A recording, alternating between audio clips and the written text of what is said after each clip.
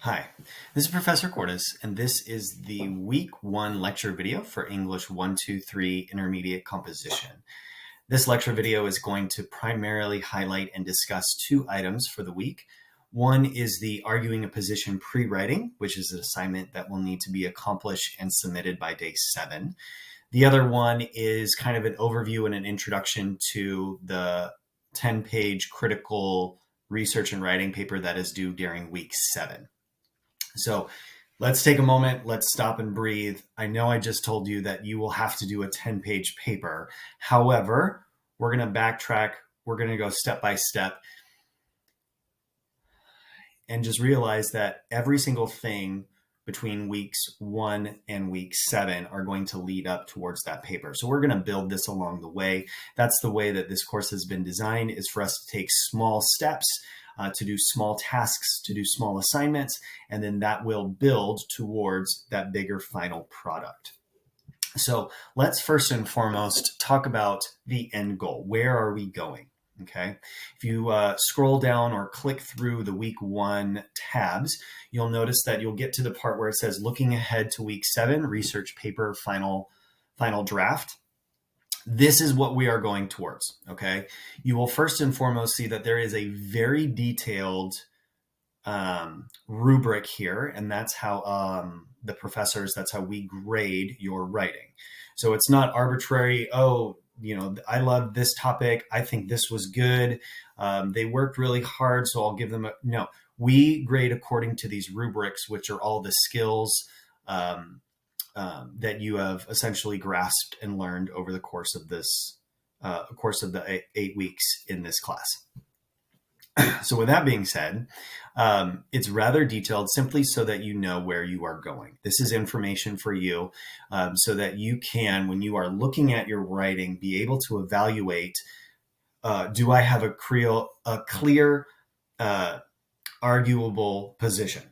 Do I have the necessary background information? Do I have good reasons that are logical for my topic? These things right here, ladies and gentlemen, are all the components, and we are going to build along the way, and it's going to be my job to guide and push and direct and help you improve in that. So even though this is, even as I sit here, rather overwhelming, please understand that we're going to build towards this, okay? So let me offer you that reassurance. If you look here, here's the item. The entire class is focused on the research-based 10-page arguing a position paper, okay? You are going to get a position on a topic, okay? And this topic can be of interest to you. It can be something that you're passionate about. It can be in your area of study or your major. And you get to hone in, what is the point that I am trying to prove? Where is the position in this academic conversation that I'm going to push forward in? So a lot of times when people see, oh, it's an argument essay, they kind of think there's two sides to it. But in reality, an argument is really us taking a position in a greater conversation. So for us in the academic world, and within your subject, there are multiple people talking into this academic conversation. And what you are going to do is you are going to take a stance, you are going to take a position, and you are going to research your position. You're going to look at logical components of all sides. You are going to add in the emotional capacities and the values of human life into that discussion. And begin to craft that together so it is well articulated through writing.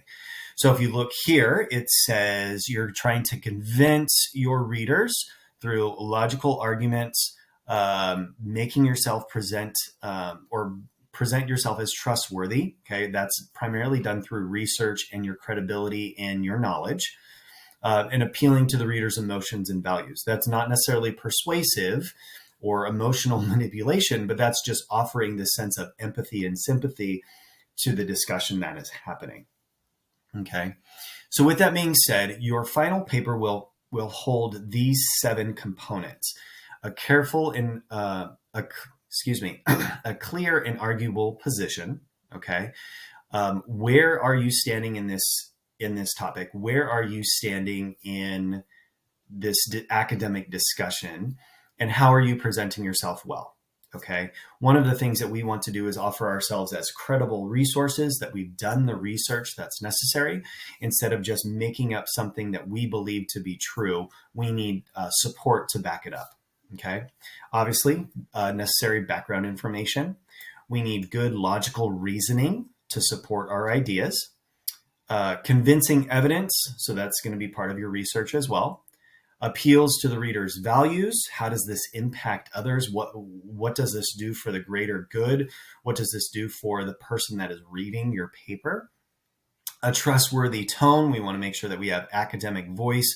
We want to make sure that we are using proper vocabulary and diction. And then careful consideration of the other positions. There are other people talking about your topic. Okay. There are other people discussing what is going on, and how do we bring that to the table? So you are strongly encouraged to choose a topic from the They Say, I Say. There's a whole bunch of collections of essays that take positions on important or current issues. If you do this, you will already have a head start on the research, but you may need to consult with me about how to have a different idea. We don't want to simply take one of those positions. We want to take those and make it our own. So a lot of times when I do academic writing, I look to see what other people have said and kind of figure out what is it that I want to say, right? They say, I say. So as you read through our text this week, you will begin to grasp on, I think this is a good idea, but I see it from this perspective. Or I see this, and then this is the component. So really begin to pull those things together. And that's part of this week is in the pre-writing, which I'll explain in a moment. So you can see they give some examples here. This is the verbiage that is used right here coincides with the assignments that will happen throughout the 7 weeks. So don't be overwhelmed. This essay is 10 pages long. It's in proper MLA or APA format. You get to decide which format you are working with, which is contingent on your area of study. So if you're like English, I believe education is MLA, versus like sciences and history kind of steer more towards the APA, which is perfectly understandable. What I would do right now is take a moment to see what is your major, and then identify what format you will primarily be using in your upper division classes. Okay, if you're going to be using APA for your upper division, criminal justice classes, because you're a criminal justice major, then we need to practice now with the APA format.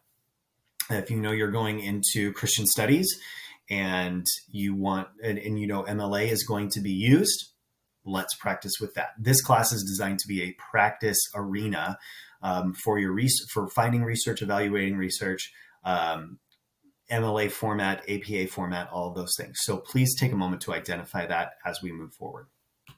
You're going to have at least 8 reliable academic sources. We're going to build those together as we go through. There'll be original check, all of those things. Excuse me. So as we progress through, these are the different components that you will be graded on.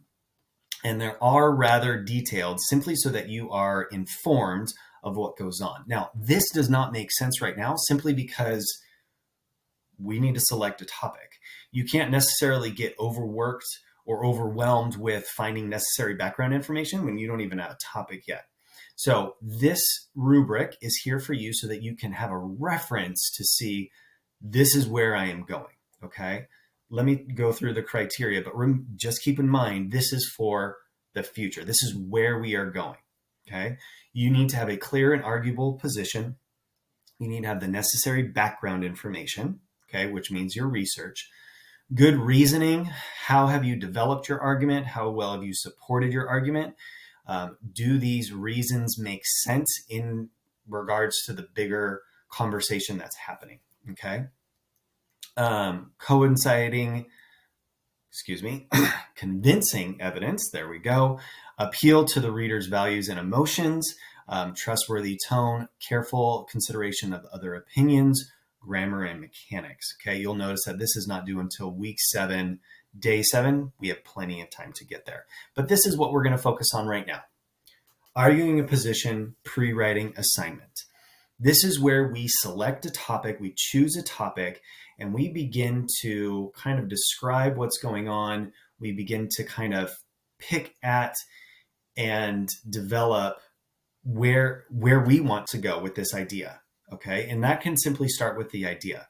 So in this journal, you will begin to work on your research paper through pre-writing. Pre-writing can be bullet points. It can be sentences. It could be a paragraph. It could be a narrative. However, you kind of are just brain dumping, like getting those thoughts out of your head is perfectly fine.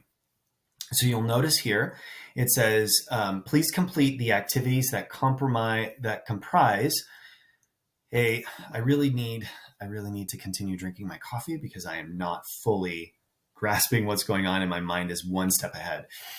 So I deeply apologize about my fumbles.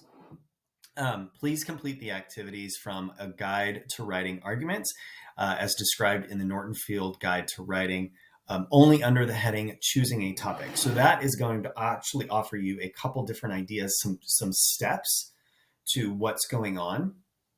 And then you'll be able to kind of piece in your information. It's okay if it's not fully developed or fully well-rounded, or you don't have an answer or a conclusion yet, simply because that's this part. This is the pre-writing. Okay. You should read the other sections to know some of the important subjects to keep in mind for the upcoming weeks, but you do not need to write anything for those. You're going to submit this. You're going to copy and paste into the journal, preferably not as an attachment. Okay. To get complete points, it says the choosing a topic section as described in the textbook is complete. So look through the textbook, see what it says, answer all of the questions that are there. Obviously, this one is very brief and underdeveloped, and this section it's just not included at all. Again, the goal is to kind of say, like, here's my idea. Here are some components that I'm thinking about. So as an example, during my undergrad work, I was, during the summertime, working as I won't say camp counselor. I was in charge of I was a supervising daycare person for a small little tiny Christian school. And as I was working, and I was working with all these students, they weren't, they were like kindergarten to sixth grade. And I was doing my undergrad work, and I remember watching these groups of boys travel around together. And one of the things that I noticed was the camaraderie between them, right? Arguing, but getting along, right? Encouragement, yet critique. Like, there was a lot of things that I was kind of noticing as I was watching these kids supervising this daycare program. And coincidentally, I was reading Lord of the Flies, which, if you've read that book by William Golding, you'll know that these boys are trapped on an island and they learn to, they learn how society really works. And of course, all chaos ensues. So part of me was wondering, what is it in literature, right? Because I'm an English major. What about these characters can a child relate to? If I gave this book to this group of boys, would they be able to relate to it or not? And that was the start of my position. Is literature influential when there are characters that readers can resemble, that readers can reflect on? Okay. So I began to think of this component, and that was essentially my pre-writing. What does it look like for an adolescent male to read about male relationships in literature? Like, what does that look like, and how does that foster growth, cognitive development, relational development, social development? And so it kind of began to stir in me this academic conversation. And at this point, I didn't have a position.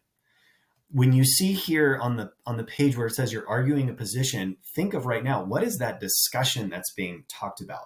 What is that greater conversation that needs to be had, and where is my placement in that conversation?